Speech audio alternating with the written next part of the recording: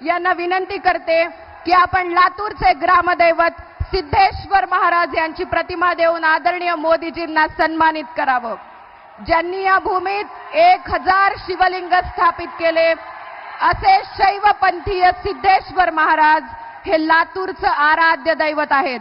बोला सिद्धेश्वर महाराज की। यानंतर मी आमंत्रित करते जनतेसाठी सदैव संघर्ष करणारा संघर्ष योद्धा श्री संभाजी पाटील निलंगेकरजी यांनी धनगरी पगडी देऊन मोदीजींचं स्वागत करावं।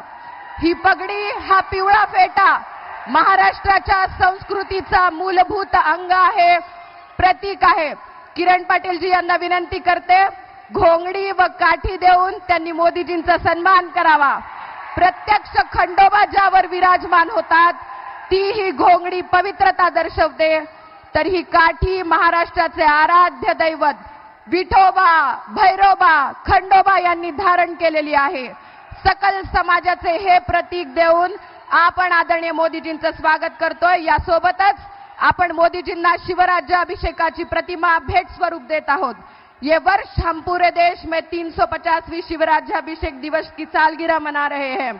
800 साल की गुलामगिरी को परक्रिया आक्रांताओं को छाती पर जिन्होंने हिंदवी स्वराज का भगवा लहराया और स्वराज की स्थापना की, विश्व के लिए प्रेरणादायी छत्रपति शिवाजी महाराज के शिवराज्याभिषेक प्रतीक यह प्रतिमा हम सबके लिए वंदनीय है।